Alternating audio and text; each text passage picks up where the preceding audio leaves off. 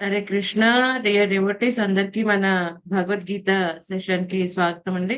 ముందుగా మంగళాచరణ చేసుకుందాం. ఓమ జ్ఞానతిమిరాంధస్య జ్ఞానాంజన శలాకయ చక్షురున్మీలితం ఏన తస్మై శ్రీ గురవే నమః. నమా ఓం విష్ణుపాదాయ కృష్ణ ప్రేష్టాయ భూతలే శ్రీమతే భక్తి వేదాంత స్వామిన్ ఇతి నామినే. నమస్తే సరస్వతే దేవే గౌరవాణి ప్రచారిణే నిర్విశేష శూన్యవాది పాశ్చాత్య దేశ తారిణే. జయ శ్రీ కృష్ణ చైతన్య ప్రభు నిత్యానంద శ్రీ అద్వైత గదాధర శ్రీవాసాది గౌర భక్త వృంద. హరే కృష్ణ కృష్ణ కృష్ణ హరే హరే హరే రామ రామ రామ రామ హరే హరే. విష్ణుపదాయ కృష్ణ పృష్ఠాయ భూతల శ్రీమతే జయ పతాక స్వామి నామే. నమో ఆచార్య పదాయ నితాయ కృపప్రదాయ గౌర కదా దామోదర రమతార. మూకం కరోతి వాచాలం పంగుం లంగాయతే గిరిం యత్కృపా తమహం వందే శ్రీగురుం దీనతారిణం పరమానంద మాధవం శ్రీ చైతన్య ఈశ్వరం. కథంచన స్మృతయస్మిన్ దుష్కరం సుకరం భవేత్ విస్మృతం విపరీతం చ శ్రీ చైతన్యం నమామి తం. వంచకల్పాతరుభ్యశ్చ కృపా సింధుభ్య ఏవ చ పతితానాం పావనేభ్యో వైష్ణవేభ్యో నమో నమః. అనంత కోటి వైష్ణవ వృంద की जय. నామాచరణదాస ఠాకూర్ की जय. హరి ఓం తత్సు. హరే కృష్ణ. అందరికి మన తెలుగు గీత ప్రతిరోజు జరిగే భగవద్గీత సెషన్ కి స్వాగతం అండి. హరే కృష్ణ మాతాజీ, దండవత్ ప్రణామాలండి. హరే కృష్ణ. హరే కృష్ణ మాతాజీ, దండవత్ ప్రణామాలు. హరే కృష్ణ మాతాజీ, దండవత్ ప్రణామాలు. హరే కృష్ణ మాతాజీ, దండవత్ ప్రణామాలు మాతాజీ. హరే కృష్ణ మాతాజీ, దండవత్ ప్రణామాలు. హరే కృష్ణ మాతాజీ, దండవత్ ప్రణామాలు. హరే కృష్ణ. హరే కృష్ణ మాతాజీ, దండవత్ ప్రణామం. దండవత్ ప్రణామం. అందరికి స్వాగతం. మన మాతాజీ, దండవత్ ప్రణామం. దండవత్ ప్రణామం. చాలా అద్భుతమైన శ్లోకం ఈ రోజు మనం భగవద్గీతలో చర్చించుకోబోతున్నాం. అలాగే పురుషోత్తమ మాసంలో కూడా చాలా అద్భుతమైన కథ వృత్తాంతం ఈ రోజు మనం చర్చించుకోబోతున్నాం. సో మనం ఇప్పుడు భగవద్గీత అధ్యాయం 3 కర్మయోగంలో ఉన్నాం. ఆల్రెడీ 20 శ్లోకములు కంప్లీట్ చేసుకున్నాం. ఈ రోజు మనం 21వ శ్లోకం. వెరీ వెరీ ఇంట్రెస్టింగ్ శ్లోకం, వెరీ ఇంపార్టెంట్ శ్లోకం కూడా. మన భక్తులకి ఏ విధంగా దీన్ని మనం తీసుకోవాలి అన్న విషయం కూడా మనం నేర్చుకునే ప్రయత్నం చేద్దాం. యద్యత్ ఆచరతి శ్రేష్ఠ తత్తద్దేవేతరో జనః సయత్ ప్రమాణం కురుతే లోకస్తదనువర్తతే. లక్ష్మీమాతాజీ చదవండి. హరే కృష్ణ మాతాజీ, దండవత్ ప్రణామాలండి. శ్రేష్ఠుడైన వ్యక్తి ఏ కార్యం చేస్తే సామాన్య జనులు దానిని అనుసరిస్తారు. ఉత్తమమైన కర్మల ద్వారా అతడు దేన్ని ప్రమాణంగా నెలకొల్పుతాడో దాన్ని లోకమంతా అనుసరిస్తుంది. హరే కృష్ణ. Thank you Mataji. హరే కృష్ణ కృష్ణ. లక్ష్మీ నంబూరు మాతాజీ చదవండి ట్రాన్స్లేషన్. శ్లోకం కూడా చదవమంటారా మాతాజీ? ట్రాన్స్లేషన్ తాత్పర్యం ఒకటి చదువు. ఓకే. శ్రేష్ఠుడైన వ్యక్తి ఏ కార్యం చేస్తే సామాన్య జనులు దానిని అనుసరిస్తారు. ఉత్తమమైన కర్మల ద్వారా అతడు దీనిని ప్రమాణంగా నెలకొల్పుతాడు, దాన్ని లోకమంతా అనుసరిస్తుంది. భాష్యము చదవమంటారండి? లేదు చాలు. హరే కృష్ణ.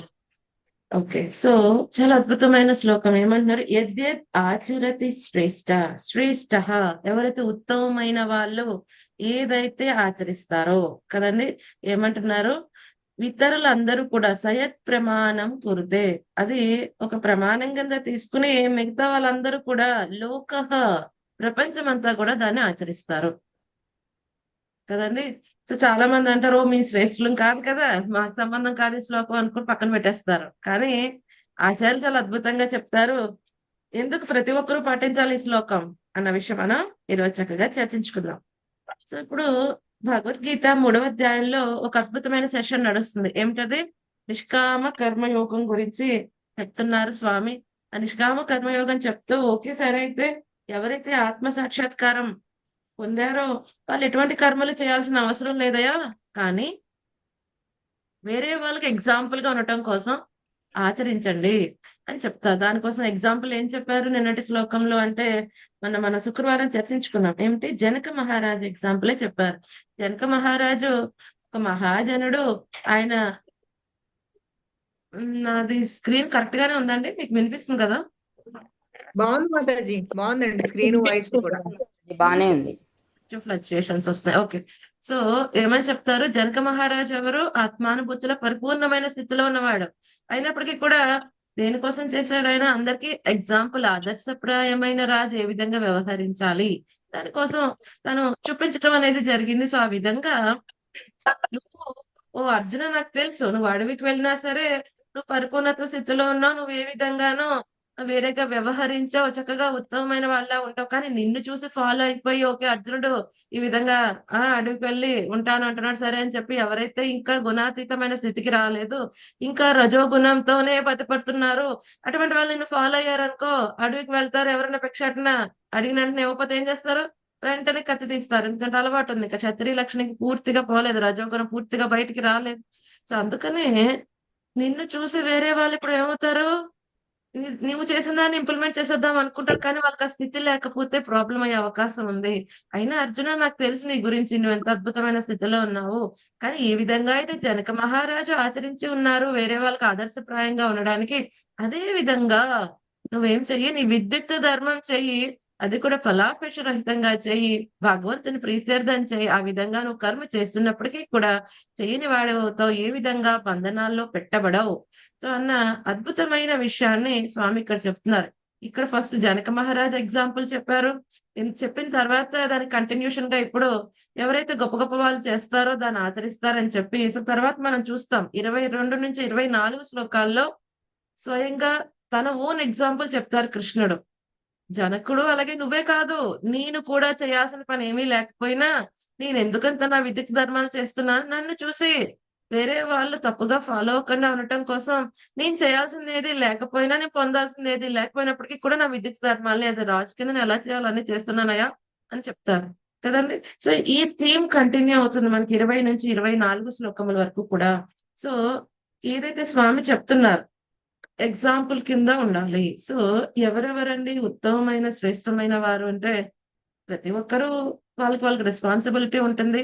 బట్ మనం కేటగిరీ వైజ్ గా చెప్పుకుందామంటే, ప్రభుపాద్ గారు చక్కగా లీడర్, ఎవరైతే నాయకుడు, రాజు లేకపోతే ప్రజా ప్రతినిధి, వాళ్ళకి ఒక హయ్యర్ రెస్పాన్సిబిలిటీ ఉంటుంది. ఏమంటారు? యథా రాజ తథా ప్రజ.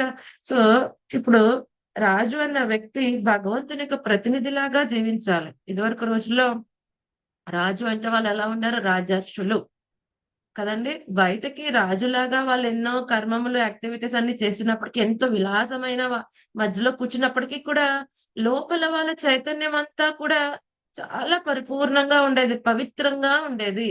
వాళ్ళకి ఎంతో చక్కగా గుర్తు ఉండేది. దీని అంతటికీ ఈశ్వరుడు స్వామి, నేను జస్ట్ కేర్ టేకర్ ని మాత్రమే, అది కూడా కొంత ప్రదేశానికి కొంత సమయానికి మాత్రమే నేను ఈ పని చేస్తున్నా, అది కూడా భగవంతుడు సర్వీస్ కింద చేస్తున్నా. ఈ యొక్క చైతన్యంతో ఉండేవారు కాబట్టి వాళ్ళకి ఎటువంటి అటాచ్మెంట్ ఉండేది కాదు. వాళ్ళు ఎంత గొప్ప గొప్ప రాజ్యాన్ని పరిపాలిస్తున్నా ఇంత కూడా అటాచ్మెంట్ ఉండేది కాదు. ఎలాగంటే చెప్పగలరు మీరు అటాచ్మెంట్ లేదని అంటే? మనం భాగవతం చదివితే మనకు అర్థం అవుతుంది, అవునా? ఎవరికైనా అటాచ్మెంట్ ఉందనుకోండి, సింహాసనం వదిలిపెడతారా? ఇప్పుడే చూస్తున్నాం కదా భౌతిక ప్రపంచంలో 90 ఏళ్ళు వచ్చిన 95 ఏళ్ళు వచ్చిన మృత్యువు తీసుకెళ్తే సీటు ఖాళీ చేస్తారు కానీ, వాళ్ళకి దిగి మేము ఇంకా విరమించుకున్నాము, ఈ యొక్క ప్రజా ప్రాతినిధ్యం నుంచి లేదా రాజకీయ విషయముల నుంచి మేము బయటికి వచ్చేసామని వాళ్ళు చెప్పేవాళ్ళు ఎంతమంది? మృత్యు వచ్చి కబలించి తీసుకెళ్లిపోవాలి అంతే, అప్పుడే సీటు దిగేది. లేకపోతే అసలు ఫెవికాల్ కంటే ఎక్కువ వేసుకుని దిగుతారు. ఈవెన్ ఓడిపోయినా తెగమంటుంటే అటువంటి విధంగా ఉంటుంది పరిస్థితికి కదండి. ఓడిపోయినా ఇది నా సీటే అని కూర్చునే పరిస్థితిగా ఉంది అంటే, ఎంత యొక్క పవర్ పట్ల ఆకాంక్ష. యాక్చువల్ గా లీడర్ అనే అతనికి సేవాభావం ఉందనుకోండి, ఎవరికైతే సేవాభావం ఉన్నదో వాళ్ళకి గనక మనం పవర్ ఇస్తే తను బాగుపడతాడు, తన కింద ఉన్న వాళ్ళందరూ, సమాజం అందరూ బాగుపడతారు. ఎవరికైతే అసలు సేవా భావమే లేదు, అటువంటి వాడి చేతిలో మనం పవర్ తీసుకొని పెడితే ఏమవుతుంది? వాడికి నాశనం చేసిన వాళ్ళు అవుతాం, సమాజాన్ని నాశనం చేసిన వాళ్ళు అవుతాం. ఏ విధంగా? వాడికి ఎటువంటి సేవాభావం లేదు. ఇప్పుడు ఆ పవర్ ని తన కోసం ఉపయోగించుకుని ఇంకా గర్వితుడు అయిపోతాడు, తను ఉన్న స్థితి నుంచి పడిపోతాడు. అలాగే ఇటువంటి సేవాభావం లేదు కాబట్టి అటువంటి రాజు నాయకుడు ఉండటం కారణంగా ప్రజలకు ఎటువంటి లాభం అనేది ఉండదు కదండి. సో ఎవరికైతే పవర్ ఎవరికైతే మన పవర్ చేతిలో పెట్టిన వ్యక్తికి ఉండాల్సింది అంటే సేవాభావం, మంచి సుహృదం ఉండాలి, మంచి హృదయం కలిగి ఉండాలి వేరే వాళ్ళ పట్ల కదండి. అటువంటి వాళ్ళే చక్కగా రాజర్షులు అవ్వగలరు. వాళ్ళు వాళ్ళ యొక్క చింతనే కాకుండా వాళ్ళ కింద డిపెండెంట్ అయి ఉన్న మొత్తం రాజ్యంలో ఉన్న ప్రజ అంటే ఓన్లీ మనుషులు కాదండి, ప్రతి ఒక్క జీవరాశి కూడా అందరి యొక్క వెల్ఫేర్, అందరి యొక్క సంక్షేమం కోరుకునేవాడు, అందరి యొక్క క్షేమం కోరుకునేవాడు రాజు. అటువంటి వాళ్ళు రాజర్షుల్లాగా ఉండేవారు. అందుకనే ఎప్పుడైతే ఈ యొక్క వానప్రస్థ అవంగానే ఎవరైతే చక్కగా మంచిగా రాకుమార్ రెడీ అయ్యాడు, వెరీ క్వాలిఫైడ్ పర్సన్ రాగానే ఏం చేసేవారు, ఆయనకి చక్కగా రాజ్యం అభిషేకం చేసి వీళ్ళు అరణ్యానికి వెళ్ళిపోయేవారు. ఏమాత్రం ఆసక్తి ఉంటే విడిచిపెట్టగలరండి రాజ్యం? విడిచిపెట్టగలరా? లేదు మాతాజీ, అస్సలు విడవలేదు. విడవలేరు. సో మనం చూస్తాం శ్రీమద్ భాగవతం ఎంతమంది రాజులు ఎలా వెళ్ళారు, కొన్ని ఎగ్జాంపుల్స్ చెప్పండి విడిచిపెట్టి. ఎవరిని వెళ్ళారా లేదా? ప్రాచీన బర్హి, ప్రాచీన బర్హి, ప్రజెంట్ రన్నింగ్ రాజు భాగవతంలో. ఓకే, ఇంకా ఓకే, ధ్రువ మహారాజ్ వాళ్ళ నాన్నగారు. ఓకే, భద్రహరిచంద్రుడు కూడా అన్నారు కదా మొత్తం. ఆహా, భరత మహారాజు హరిశ్చంద్రుడు భరత మహారాజ్. ఫస్ట్ స్కందంలో ఎవరు వచ్చారండి? ఫస్ట్ స్కందంలో భక్తుల్లో మర్చిపోయారండి. అంటే ప్రజెంట్ 4వ స్కందం జరుగుతుంది కాబట్టి వాళ్ళే తిరుగుతున్నారు మా ఇంట్లో. ఫస్ట్ స్కందంలో ఎవరు వెళ్ళలేదా అరణ్యానికి? నారద మహర్షులు. ఆ? రాజుల గురించి ధర్మరాజు వీళ్ళందరూ వెళ్ళిపోయారు కదా పరీక్ష. పాండవులు వెళ్ళలేదా? పరీక్ష మహారాజుని కూర్చోబెట్టి ఎలా వెళ్ళిపోయారు? వెంటనే వెళ్ళిపోయారు కదండి. సో వాళ్ళు ఎలా వెళ్ళారు మనకు భాగవతం చదివితే అర్థమవుతుంది. ఎవరు రాజ దుస్తులు వేసుకుని వెళ్ళలేదు, very very very minimum clothes వేసుకుని వెళ్ళారు. ఓ అయ్యో అన్ని విడిచిపెట్టి వెళ్ళిపోతున్నాను, నా సింహాసనం ఏమవుతుంది, నా ట్రెజర్ ఏమైపోతుంది, ఏడుస్తే ఏం వెళ్ళలేదు, చాలా ఆనందంగా స్వీకరించారు. ఎందుకని ఈ యొక్క వాళ్ళకి ఎలా ఉంటుంది, అంబరీష్ మహారాజు, ధ్రువుడు, ప్రహ్లాదుడు వీళ్ళందరికీ ఎలా ఉంటుందంటే వాళ్ళు గృహస్థాశ్రమంలో ఉన్న గొప్ప రాజు కింద అన్ని చేస్తూ ఉన్నా ఎలా ఉంటుంది, ఈ యొక్క భౌతికమైన వస్తువులు గాని, సంపద గాని, ఆకర్షణ గాని గులకరాయిలా చూస్తారు. భగవంతుడితో వాళ్ళు చేసే కార్యక్రమములు, ఈ ఆధ్యాత్మిక సంపదను వజ్రంలా చూస్తారు. ఇప్పుడు మీ దగ్గర గులకరాయి వజ్రం ఉందనుకోండి, దేని తీసుకెళ్లి బీరోలో పెడతారు? గులకరాలు దాస్తారు. చిన్న పిల్లలు అయితే గులకరాలు దాచుకుంటారు వాళ్ళ షెల్ఫ్ లో, అవునా? చిన్నపిల్లలు మీకు గుర్తుంది, మనం చిన్నప్పుడు ఏం చేసేవాళ్ళం, ఎక్కడికైనా వెళ్తే చాలా నున్నగా ఉన్న రాళ్ళన్ని కలెక్ట్ చేసుకుని ఏం చేసేవారు, వాళ్ళ షెల్ఫ్ లో దాసి పుస్తకాల కింద ఎవరు అన్న చెల్లి ఉంటే కనుక ప్రాబ్లం, తీసేసుకుంటారేమో చాలా జాగ్రత్తగా దాచేసుకునే వాళ్ళు. ఎందుకని మనకు అప్పుడు చాలా వాల్యూ అనుకున్నాం. అదే పెద్ద అయిన తర్వాత మీ దగ్గర వజ్రాలు ఉన్నాయి, గులకరాలు ఉన్నాయి, అప్పుడు ఏం దాస్తారు? దాచుకుంటాం కదా. గులకరాలు లేక అయ్యో గులకరాలు విడిచిపెట్టేయాలంట, ఇప్పుడు ఈ సంవత్సరం గులకరాలు విడిచిపెట్టేయాలంట, కూర్చుని ఏడుస్తాడా వాడు? ఏడవడు. ఓ గులకరాలే కదా, నా దగ్గర వజ్రం అసలైంది వాల్యూ ఉంది కదా. సో కానీ ఎవరి దగ్గర గులకరాలే ఉన్నాయి, అదే వాడు ఆస్తి అనుకున్న వాడు విడిచిపెట్టడానికి ఏడుపది. అందుకనే ఈ యొక్క గొప్ప గొప్ప రాజర్షులకి ఎటువంటి బాధ లేదు, వాళ్ళ దగ్గర వజ్రం ఉంది, వజ్రం తీసుకుని అడవికి వెళ్ళిపోతున్నారు, కృష్ణుని తీసుకుని హృదయంలో వెళ్ళిపోతున్నారు, వాళ్ళకి ఎటువంటి టెన్షన్ లేనిది. అమ్మయ్య గులకరాలని సెక్యూరిటీ ఇచ్చాను ఇప్పటి వరకు, అమ్మయ్య ఫైనల్ గా దీని నుంచి విముక్తి వచ్చిందని చెప్పి వాళ్ళు వెళ్ళిపోతారు. కానీ ఎవరి దగ్గర అయితే గులకరాలే ఉన్నాయి ఏం చేస్తారు? ప్రాణం పోయేంత వరకు నా గులకరాయి ఎవరైనా టచ్ చేశారంటే చూడండి. ఇక్కడ గులకరాలంటే ఏంటి?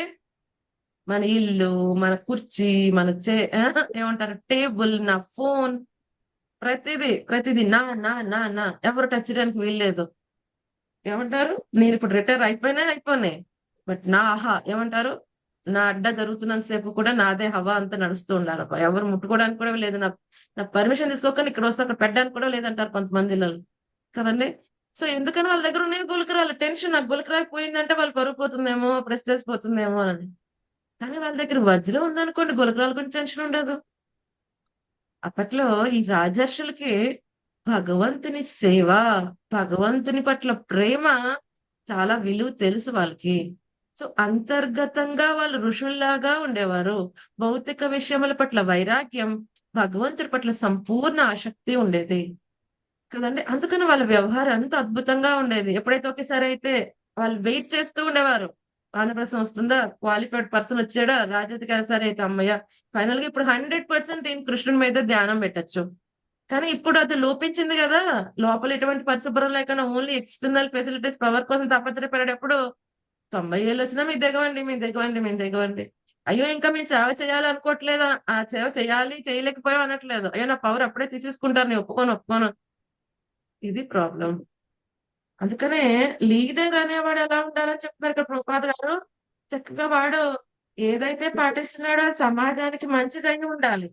తన ఆచరణ ద్వారా, స్వీయ ఆచరణ ద్వారా బోధించాలి ప్రజలకి. ఇప్పుడు రాజు అయిన వాడే చెప్పాడు అనుకోండి, అనౌన్స్మెంట్ ఇచ్చాడు. ఏమని? ఈ రాజ్యంలో ఎవరు కూడా ఏమంటారు ధూమపానం చేయకూడదు. కానీ ఇప్పుడు రాజే ధూమపానం చేస్తున్నాడు. వింటారా జనాలు? వినరండి. ఫాలో అవ్వదు మాతాజీ. వింటారా? వినరు మాతాజీ.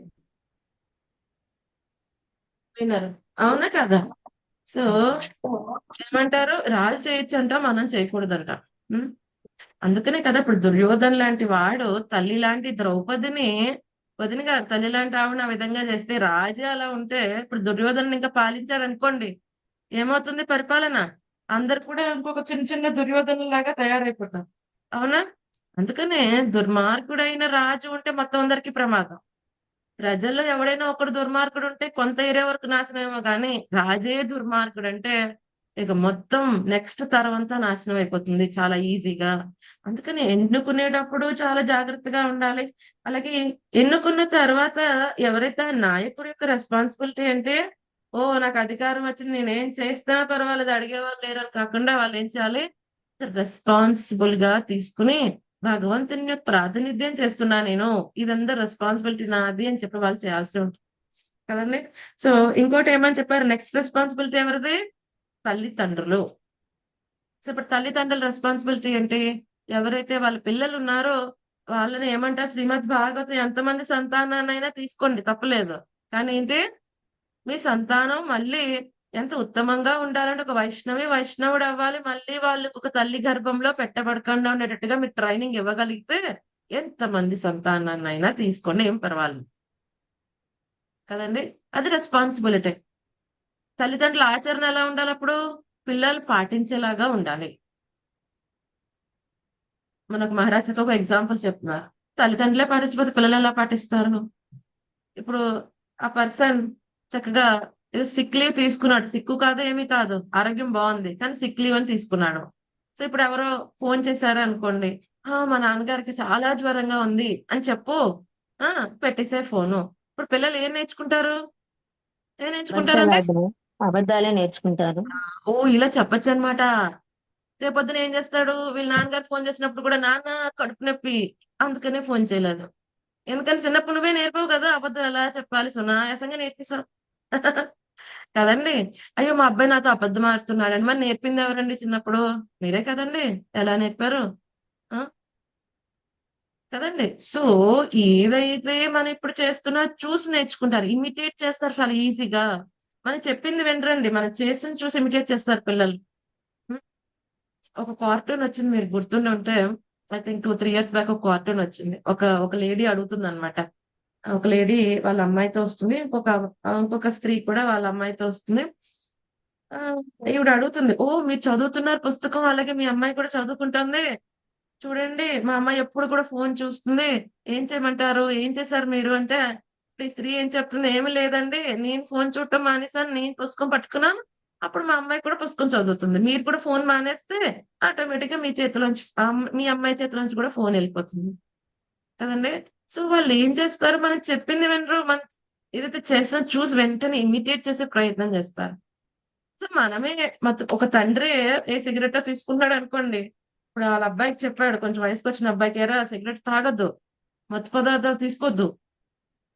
వింటాడు తర్వాత కొంచెం పెద్దగా అంటాడు, నాన్నగారు మీరు తీసుకుంటే పర్లే నేను తీసుకోకూడదా? సో మనం ఎప్పుడైతే అర్హత కోల్పోతాం, ఎప్పుడైతే మనం ఆచరించట్లేదో ఆ సదాచారం, వేరే వాళ్ళకి చెప్పే అర్హత అప్పుడే కోల్పోతాం మనం కదండి. అప్పటికి మనం చెప్పిన మాటపై శక్తి ఏమి ఉంటుంది? మనం చెప్పిన మాటలో ఎప్పుడు ఆ purity, purity is the force అని ప్రభుపాద్ గారు చెప్తారు. ఎంత మనం పవిత్రంగా ఉంటామో మన మాట అంత శక్తివంతం అవుతుంది. మనం పవిత్రంగా లేకపోతే మనం చెప్పే మాట అవతల వాళ్ళ హృదయాన్ని తాకదు, వాళ్ళు మారరు కదండి. So purity is the force. So తల్లిదండ్రులు. నెక్స్ట్ ఎవరి రెస్పాన్సిబిలిటీ అని చెప్తున్నారు? గురువు. ఎవరైతే విద్యను అందిస్తున్నారో, అది భౌతికమైన విద్య అయినా ఆధ్యాత్మికమైన విద్య అయినా. సో గురువు అనే పొజిషన్ అంటే very responsible position. Chaitanya Mahaprabhu ఏం చెప్తారు? ఎవరైతే ఆచరించి చూపిస్తున్నారో అతనే ఆచార్యుడు. కేవలం మాటలు చెప్పేవాడు కాదు ఆచార్యుడు.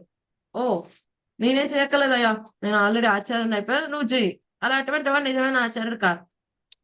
ఆచార్యుడైన వాడు ఎవరు? తను ఆచరించి చెప్పేవాడు. ఓ ఇలా చెయ్యి. శాస్త్రంలో చెప్పారు. ఇప్పుడు ఆచార్యుడు ఎవరు నారదమని చేశారు, లేదా బ్రహ్మగారు చేశారు, లేకపోతే ఎవరు వ్యాసదేవుడు చేశారు కాదు. ఈ జనరేషన్ లో ఈ సమయంలో కూడా చేయవచ్చు. చూడు నేను ఎలా చేస్తున్నా, నువ్వు ఆచరించు. సో ఆచరించి చూపించేవాడే ఆచార్యుడు. ఓన్లీ మాటలు చెప్పేవాడు కాదు కదండి. సో ఈ ఆచార్యుడి యొక్క అండర్లో ఎవరైతే శిష్యులందరూ ఉన్నారో వాళ్ళందరినీ కూడా ట్రైన్ చేయాల్సిన బాధ్యత అయిందే. సో ఫస్ట్ ఆఫ్ ఆల్ తనే పాటించకపోతే ఇక తన శిష్యులకి ఏం చెప్తాడు కదండి. ఇంకా ఆచార్య యొక్క పొజిషన్ లో ఇంకా చేయాల్సిన పనులేంటి? వాళ్ళు ఎప్పుడు కూడా శాస్త్రాన్ని మార్చకూడదు. శాస్త్రం అర్థం అవడానికి కొన్ని ఎగ్జాంపుల్స్ ఇవ్వు డే టు డే లైఫ్ లోవి కాదు, కానీ శాస్త్రమే మార్చేయకూడదు దానికోసం. ఓ నాకు సరైన ఎగ్జాంపుల్ దొరకలేదు, నాకు దొరికిన ఎగ్జాంపుల్స్ తో శాస్త్రాన్ని తిప్పేసి చెప్పేస్తా. చాలా తప్పు విషయం. చాలా మంది ఏవేవో జనాలని, ఎవరైతే వినే వాళ్ళని ఆకర్షింప చేయడం కోసం ఏవేవో యాడ్ చేసేసి దాన్ని శాస్త్రంతో ముడిపెట్టేస్తూ ఉంటారు. మొన్న ఒక మహారాజ్ చెప్తున్నారు క్లాస్ చెప్పేటప్పుడు ఎలా చెప్పాలి అని ఒక మహారాజ్ చాలా అద్భుతంగా చెప్తున్నారు. సో కొంతమంది ఏమని చెప్తారు, సో కొంతమంది ఏం చేస్తూ ఉంటారు, ఎవరైతే ఆడియన్స్ ఉంటారో వాళ్ళతో డైరెక్ట్ గా మాట్లాడలేకపోతే వాళ్ళు ఏమైనా తిట్టాలంటే త్రూ క్లాస్ లో చెప్పేస్తూ ఉంటారు. అది చాలా తప్పు విషయం. కృష్ణ కథ కేవలం కృష్ణ కథగా ఏదో పర్సనల్ రివెంజ్ కోసం వాడుకోకూడదు. సో పర్సనల్ గా నువ్వు ఏదైనా చెప్పాలి ఇన్స్ట్రక్షన్ దట్ అది వేరే విషయం. బట్ కృష్ణ కథ ప్యూర్ గా ఉండాలి, పవిత్రంగా ఉండాలి. ఏదో నీ యొక్క కోరికలు తీర్చుకోవడానికి అక్కడ వ్యాసాసనం మీద కూర్చోకూడదు కదండి. సో కృష్ణ కథ వెరీ ప్యూర్ గా వ్యాసదేవుడు ఏం చెప్పారు, కృష్ణుడు ఏం చెప్పారు, ఆచార్యులు ఏం చెప్తున్నారు, అది డెలివర్ చేయడానికి అది ఉపయోగించుకుంటే అది చెప్పేవాడిని వినేవాడిని, ఆ విన్న తర్వాత వచ్చిన సందేహాలు అడిగిన వాడిని ముగ్గురిని కూడా ఉద్ధరిస్తుంది, ముగ్గురికి మంగళమయం అని చెప్పి శ్రీమద్ భాగవతం చెప్తోంది. అవునా కదండి. సో ఆచార్య ఏం చేయకూడదు, తన ఇష్టం వచ్చినట్టుగా శాస్త్రాన్ని మార్చకూడదు, శాస్త్రానికి విరుద్ధమైన పనులు చేయకూడదు, చేయమని చెప్పకూడదు కదండి. సో ఏదైతే నైతికం కాదో సామాజికంగా శాస్త్రపరంగా ఏదైతే తన స్థితికి సమంజసం కాదో అటువంటి కార్యము తను త్యజించాలి. లేకపోతే తన ఆచార్య అయి అర్హతే లేనే లేదు కదండి. సో మనం ఏం చేయాలి? యాజ్ ఏ లీడర్ కింద అయినా, ఒకటి ఏంటి పేరెంట్స్ తల్లిదండ్రుల కింద అయినా, గురువు కింద అయినా హైయెస్ట్ రెస్పాన్సిబిలిటీ ఉంటుంది ఏమిటి? మన ఆచరణ ప్రథమ స్టెప్ వేరే వాళ్ళకి చెప్పడానికి. సో కొంతమంది ఆచార్యులు చెప్తారు, సరే అయితే మరి భక్తులకి ఏంటండి, మేము ఆచార్య కాదు, ఓకే. తల్లిదండ్రులు అంటారు, ఓకే మా పిల్లలకి ఇప్పుడు మేము పెద్దవాళ్ళు అయిపోయారు, లేకపోతే మాకు పిల్లలే లేరు, లేకపోతే మేము రాజు కాదు, ఇటువంటి ప్రజా నాయకుడు కాదు, కాలనీ లీడరు కాదు, ఏమి కాదు, అయితే మేమేం పాటించక్కర్లేదా? ఏమండి, మాకేం ఫాలోవర్స్ కూడా లేరు యూట్యూబ్ లో గానీ, లేకపోతే ఫేస్బుక్ లో గానీ, ట్విట్టర్ లో గానీ, వేరే ఇటువంటి సోషల్ మీడియాలో మాకు ఫాలోవర్స్ లేరు, సో మేమేం పాటించక్కర్లేదా? ఏమైనా రెస్పాన్సిబిలిటీ ఉందా లేదా? ఉంది మాతాజీ. ప్రామాణిక గురువుని పాటించాలి. ఫ్యామిలీలో ఎవరు లేరు, నువ్వు ఒక్కరే ఉన్నారు, అప్పుడు పాటించక్కర్లేదా? ఓకే ఫ్యామిలీ ఒక్కదాన్ని ఏకైక సింగిల్ కాబట్టి నీ పాటించక్కర్లేదా? అయినా పాటించాలి మాతాజీ, పాటించాలి. లేదా పతనం అయిపోతుంది. ఎందుకు పాటించాలి? ఎవరు లేరు కదండి ఫాలోవర్స్. ఇక్కడ ఏమన్నా ఏదైతే ఆచరైతే అసలు ఉత్తమమైన వాళ్ళే కాదు, అలాగని సింగిల్ నన్ను చూసి నాకు 0 ఫాలోవర్స్, అటువంటిప్పుడు నేను పాటించాలా కదా? మనల్ని మనం ఉద్ధరించుకోవడం కోసం పాటించాలి. పాటించకపోతే తిరిగి మళ్ళీ పతనం అయిపోతారు, అన్ని అనేక రకాల ఆకర్షణకు గురైపోయి భౌతికంగా అయిపోతారు. ఓకే మళ్ళీ జన్మ తీసుకోండి. మనం పాటిస్తుంటే కొన్ని రోజులకి ఇంట్లో వాళ్ళు కూడా మారటానికి కూడా అవకాశం ఉంటుంది. ఇంట్లో ఎవరు లేరండి, అది చెప్పేది ఏంటంటే ఎవరు లేరు, ఒక్కరే ఉన్నారు, వాళ్ళు పాటించాలి అక్కర్లేదా? మనం వాళ్ళు ఉద్ధరించుకోవటానికి పాటిస్తే గురువుని వాళ్ళ గురువుని స్నేహితులు ప్రసన్నం వాళ్ళ చేసుకోవటం చుట్టుపక్కల వాళ్ళు కోసం కూడా ఫాలో అవుతారు. పాటించాలి. ఆ? గురువుని కృష్ణాన్ని ప్రసన్నం చేసుకోవడం కోసం. అలా కృష్ణుడు అంటే సంబంధం లేదు, అప్పుడు నేను పాటించాలా అక్కర్లేదా?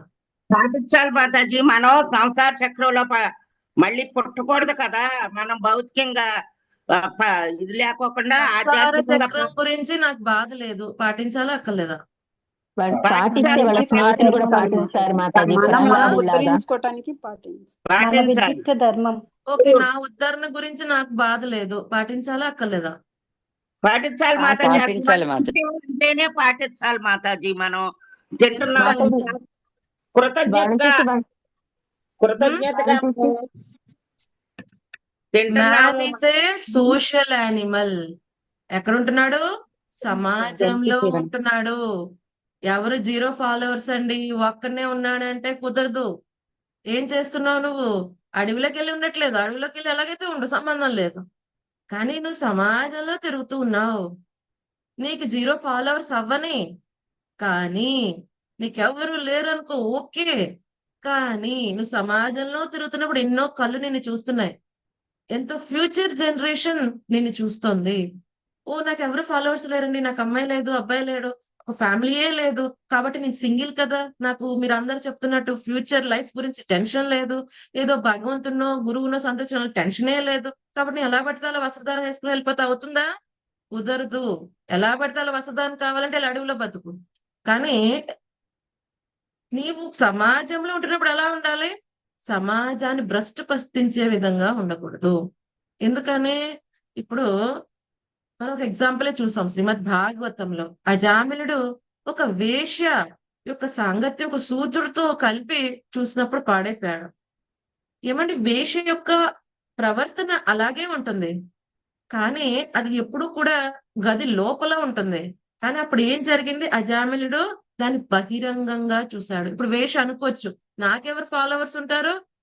0 ఫాలోవర్స్ అన్నారు, హేట్ చేసే వాళ్ళే ఉంటారు. మరి నా ప్రవర్తన ఎలా ఉండాలి సమాజంలో అని చెప్పడానికి లేదు అంటే, నువ్వు సమాజంలో ఉంటున్నప్పుడు ఎలా ఉండాలో కరెక్ట్ గా ఉండాలి. లేకపోతే ఏమవుతుంది? నీకు చింతన లేదు నీ అభివృద్ధి గురించి, కానీ నీకు ఎవరినో సంతృప్తి పరచాలని లేదు, కానీ నీ వల్ల వేరే వాళ్ళకి ఎఫెక్ట్ అవ్వకూడదు. సమాజంలో ఉంటున్నప్పుడు ఏం చేయాలి? ఫస్ట్ రెస్పాన్సిబిలిటీ వేరే వాళ్ళకి మనం ఎఫెక్ట్ కలిగించే విధంగా ఉండకూడదు. ఆ ఇంకితం ఉండాలి. ఆ ఇంకితం లోపించడం కారణంగా ఈ రోజుల్లో మనం ఎన్నెన్ని చూడాల్సి వస్తుంది బయట. అప్పట్లో ఒకటే అజామిలుడు, ఇప్పుడు ఎంతమంది అజామిలు ఎవరు కారణం ఏంటి? ఎవరికి కూడా సమాజం పట్ల, ఫ్యూచర్ జనరేషన్ పట్ల ఎటువంటి రెస్పాన్సిబిలిటీ వాళ్ళు తీసుకోవట్లా, కానీ కంప్లైంట్ చేస్తారు. ఈ జనరేషన్ కి అసలు వాల్యూసే లేవండి. కానీ వాల్యూస్ ఎవరిస్తున్నారండి వాళ్ళకి? సో కాల్డ్ ఎవరిస్తున్నారు? మా ఫ్రీడమ్, మా బట్టలు, మా ఫ్రీడమ్ అని మాట్లాడే వాళ్ళు ఏం సందేశం ఇస్తున్నారు ఫ్యూచర్ జనరేషన్ కి? కదండి. సో ఓకే, నీ ఇష్టం వచ్చినట్టు వస్త్రధారణ చేస్తే ఈ యంగ్ జనరేషన్ ఎవరో ఒకళ్ళు అట్రాక్ట్ అయ్యి దాన్ని తీసుకుని నువ్వెంతో ఫుల్ సెక్యూరిటీతో తిరుగుతూ ఉంటావు, నలుగురిని వేసుకొని, నీకు ఎటువంటిది అవ్వదు. కానీ ఎవరైతే సెక్యూరిటీ లేకుండా నిన్ను ఫాలో అయ్యి అటువంటి వస్త్రధారణ తీసుకున్న ఎక్కడో ఒక మారుమూలంలో ఒక గ్రామంలో ఉన్న స్త్రీ బలైపోతుంది. అవును కదా? సో దానికి కారణం ఎవరు? నువ్వే. సో కాబట్టి నాకు 0 ఫాలోవర్స్ ఉన్నారండి, అందుకనే నేను నా ఇష్టం వచ్చినట్టు వ్యవహరిస్తా అంటే కుదరదు. నీకు ఫాలోవర్స్ ఉన్నా లేకపోయినా మ్యాన్ ఇస్ సోషల్ యానిమల్, సమాజంలో ఉన్నప్పుడు నువ్వు పాటించాల్సిందే. నువ్వు పాటించాల్సింది. ఇది ఎవరి గురించి మాట్లాడుకున్నావు? ఎవరైనా ఒక సాధారణమైన వ్యక్తి గురించి.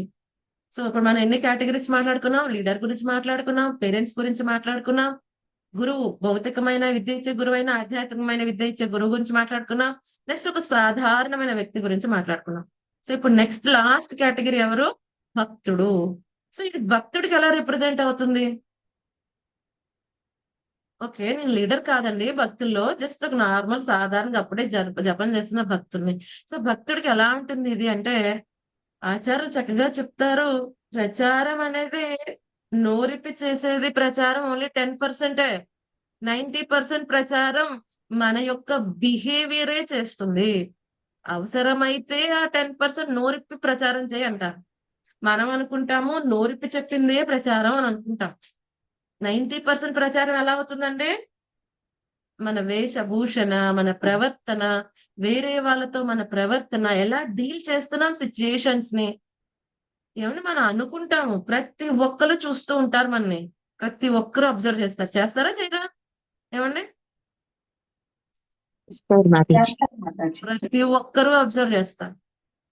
ఏదైనా చిన్న తప్పు చేస్తే వెంటనే వచ్చేస్తుంది. ఎప్పుడైతే మనకి తిలక్ పెట్టుకున్నాం, కంటి పెట్టుకున్నాం, వైష్ణవ డ్రెస్ వేసుకుంటున్నాం, సో మనం సింగిల్ కాదు, ఇంకా మన రిప్రజెంటేషన్ చాలా హై లెవెల్ అయిపోయింది. మనం ఎవరిని రిప్రజెంట్ చేస్తున్నాం? మన గురువుల్ని, మన సంస్థని, ప్రభుపాదని, ఒక వైష్ణవ సాంప్రదాయాన్ని రిప్రజెంట్ చేస్తున్నాం, ఒక కృష్ణ భక్తుని రిప్రజెంట్ చేస్తున్నాం. ఇంకెంత రెస్పాన్సిబుల్ గా ఉండాలి? ఇప్పుడు ఎవరైనా ఏదైనా ఒక కంపెనీ ట్యాగ్ మెల్ల వేసుకుని తప్పు కార్యక్రమాలు చేస్తున్నారు అనుకోండి, ఏమంటారు? ఆ కంపెనీకి చెడ్డ పేరు వస్తుందా లేదా? ఆ కంపెనీలో ఉంచుతారా వాడిని? ఇంకా ఓ ఫలానా కంపెనీ ఎంప్లాయ్ అంటే ఎలా బిహేవ్ చేస్తున్నాడో చూడు బయట, అవుతుందా? వాడిని ఏమంటారు? ఓ నీకు కనీసం హ్యూమన్ గా ఎలా ఉండాలో తెలీదు, నువ్వు మా కంపెనీలో వద్దు, స్ట్రైట్ అవే పంపించేస్తారు. హెచ్ఆర్ నుంచి లెటర్ వచ్చేస్తుంది, బిహేవియర్ ఏం బాగోలేదు అంటారు కదండి, రిమార్క్స్ రాసిస్తారు. అలాగే మనం ఒక కృష్ణ భక్తుడు అని చెప్పుకునేది ఏదో పెద్ద ఏమంటారు ఫ్యాషన్ షో కింద చెప్పుకునేది కాదండి. అదేదో షోకేస్ పీస్ లాగా, ఓకే నాకు చైర్ ఉంది, బెడ్ ఉంది, మంచి విల్లా ఉంది, అలాగే నాకు గురువు కూడా ఉన్నారని చెప్పుకోవడానికి కాదు. Very high responsibility. ఇప్పుడు చూడండి, మీరు ఏదో నల్ల వస్త్రం తీసుకోండి, దాని మీద 4-5 నల్ల ఇంకు మార్కులు వేసేయండి, ఏమైనా కనిపిస్తుందా? ఎవరికన్నా ఫరక్ పడితే, ఎవరికి తేడా కనిపిస్తుందా? తేడా ఉంటుంది మాతాజీ, మచ్చలు కనపడుతుంటాయి, మరకలు కనపడతాయి. నల్ల వస్త్రం మీద అంత కనిపించకపోవచ్చు, బట్ ఇప్పుడు తెల్ల వస్త్రం ఉంది, ఒక చిన్న నల్ల డాట్ పెట్టండి, ఎలా కనిపిస్తుంది? అదే హైలైట్. మిగతా అంతా తెల్లగా ఉందండి, అది ఎవరు పట్టించుకోరు. ఆ నల్లగా ఉంది చూసారా? నల్లగా ఉంది చూసారండి? సో అందుకని ఏమంటారు ప్రభుపాద గారు, భక్తుడు అంటే స్పాట్లెస్ క్యారెక్టర్. ఎటువంటి చెడు ప్రవర్తనలు కనిపించకూడదు, భూతత్వం వేసిన అంతలాగా తన్ని తను తీర్చిదిద్దుకోవాలి. కేవలం కంటి పెట్టి తిలక్ పెట్టి డ్రెస్ మార్చేస్తే వైష్ణవుడు అయిపోడు. వైష్ణవుడు ఏంటి? వైష్ణవ సదాచారం పాటించాలి. వైష్ణవ సదాచారం పడవు. నేను భక్తులతో బాగుంటానండి, బట్ అభక్తుల గురించి నన్ను అడగద్దండి, అలా కుదరదండి. వైష్ణవుడు ఎవరు? పరదుఃఖ దుఃఖి. కేవలం భక్తులకి దుఃఖం కలిగించుకుని ఉంటాం కాదు, ఏ జీవాత్మకి దుఃఖం కలిగించు. అలాగని చేతగాని వాళ్ళగా అందరి చేతులు మూసుకోమని చెప్పట్లేదు. మనల్ని మనం కాపాడుకోవాలి, ప్రొటెక్ట్ చేసుకోవాలి. అలాగని వేరే ఎవరిని కూడా అనవసరంగా హింస చేయకూడదు. అది మానసికంగా అయినా, శారీరకంగా అయినా, మాటలతో అయినా ఎవరిని హింసించకూడదు. వైష్ణవుడు అన్నవారు ఎవరు? సుహృద్, శ్రేయోభిలాషులు. అందరికీ కూడా ఎలాగైతే భగవంతుడు అందరి జీవాత్మను శ్రేయోభిలాషో, మనం వైష్ణవుడు అవ్వాలి అనుకుంటే ఈ క్వాలిటీ, కరుణ అనే క్వాలిటీ మనలో డెవలప్ అవ్వాలి. లేకపోతే చాలా కష్టం, మన వైష్ణవం చెప్పుకోవడానికే లేదు. ఈ కరుణ అనేది ఎలా వస్తుంది? క్షమాగుణం ద్వారా వస్తుంది. క్షమించాలి అని, క్షమించడండి పొరపాటును కూడా ఎంత బాధ పెట్టేశారు. బ్రాహ్మణ క్వాలిటీస్ లో క్షమాగుణం ఉందా లేదా? ఉంది మాతాజీ, మాతాజీ. సత్వగుణం. క్షమించలేకపోతున్నప్పుడు ఎవరైనా నువ్వు బ్రాహ్మణే కాదు ఇంకా వైష్ణవుడు అని చెప్పుకోవడానికి నీకేం అధికారం ఉంది? ఏమండి, మనం కనీసం బ్రాహ్మణ లక్షణములు కూడా లేకుండా ఉన్నప్పుడు వైష్ణవుడని గొప్పగా చెప్పుకోవడానికి ఏం అధికారం ఉన్నది? ఏ అధికారం లేదు. కాబట్టి మన ఈ యొక్క గుణముల యొక్క ప్రభావం నుంచి బయటపడాలి. మనం ఎన్నో కళ్ళు అబ్జర్వ్ చేస్తూ ఉంటాయి. ఈ వైష్ణవ తిలక్ పెట్టుకుని కంటి పెట్టుకుని మనం బయటికి వెళ్తే మనం అనుకుంటాం మనం ఎవరు పట్టించుకోవట్లేదు, ఎవరు చూడట్లేదని. But everybody is watching. అందరూ వెయిట్ చేస్తారు. దేనికోసం? ఎక్కడైనా దొరకపోద్దా చూద్దాం. ఏ చిన్న ఫాల్ చూడండి, అప్పుడు ఎంతమంది మనం అబ్జర్వ్ చేస్తున్నారో తెలుస్తుంది. అవునా కదా? మన ఎంతమంది అబ్జర్వ్ చేస్తున్నా ఎప్పుడు తెలుస్తుందండి? ఒక చిన్న తప్పు చేసిన వెంటనే అర్థమైపోతుంది. ఎన్ని కామెంట్స్ వస్తాయి, ఎంతమంది నోటి నుంచి వింటామో అప్పుడు అర్థమవుతుంది. ఓ ఇన్ని కళ్ళు నన్ను అబ్జర్వ్ చేస్తున్నాయా, నాకు తెలీదే. మనకి తెలిసినా తెలియకపోయినా ప్రతి ఒక్కరూ మన అబ్జర్వ్ చేస్తారు. ప్రతి ఒక్కరు. కొంతమంది మన చూసి ఇన్స్పైర్ అవటం కోసం అబ్జర్వ్ చేస్తారు, కొంతమంది మనకి అవకాశం వచ్చిన క్రిటిసైజ్ చేద్దామని వెయిట్ చేస్తూ ఉంటారు. ఫైనల్ గా దొరికింది, సరే చూద్దాం. కదండి. ఓన్లీ చెప్తారు అంతేనండి, వీళ్ళు చెయ్యరండి. కాబట్టి మేము చెప్పము చెయ్యము ఇలా చెప్పే వాళ్ళు ఉంటారు. కాబట్టి ఒక భక్తుడి యొక్క క్యారెక్టర్ ఎలా ఉండాలి? అది పవిత్రంగా ఉండాలి. ఓకే, భక్తిలోకి రాకముందు ఏవో కొన్ని క్వాలిటీస్ ఉండవచ్చు. బట్ వాటిని మనం ఏంటి చేస్తున్నాం? భక్తి ద్వారా ఈ భక్తి అనే అగ్నిలో ఆ చెడు లక్షణములన్నిటిని నాశనం చేసుకునే ప్రయత్నం చేస్తున్నాం. ఇంకా చెడు క్వాలిటీస్ మన పట్టి వేడాడుతుంటే ఏం చేయాలి? ఇంకా తీవ్రమైన భక్తి చేయాలి. ఇంకా గురువు కృష్ణని ఇంకా గట్టిగా పట్టుకోవాలి. అందుకనే మనకు మంచి గుర్తు పెట్టుకోవాలి. నేను భక్తుణ్ణి, నా బిహేవియర్ చూసి 10 మంది నేర్చుకుంటారు. నన్ను చూసి ఇంకొకళ్ళు భక్తులు అవ్వకపోయినా పర్లేదు కానీ నన్ను చూసి ఇంకొకళ్ళు భక్తి జీవితంలోంచి పడిపోకూడదు. ఇది మనం ఎప్పుడు గుర్తుపెట్టుకోవాలి. ఇది మనం ఎప్పుడు కూడా గుర్తుపెట్టుకోవాలి. నన్ను చూసి భక్తులు అంటే ఇలా ఉంటారా? అమ్మో, ఆ మాతాజీ చూడండి ఎలా మాట్లాడేశారో, అందరి ముందు ఎంత డబడబ చేసేసారో, నేను భక్తికి రానా భయ సంగమే, అమ్మో ఎంత భయం వేస్తుంది. ఎలా ఉన్నారు అసలు, ఎలా మాట్లాడారు, ఏం చేశారు, ఇంత అవమానమా, ఇలా అయితే కష్టం అండి. ఇంత సీరియస్ గా మాట్లాడతారా భక్తులు? So each and everything count అవుతుంది.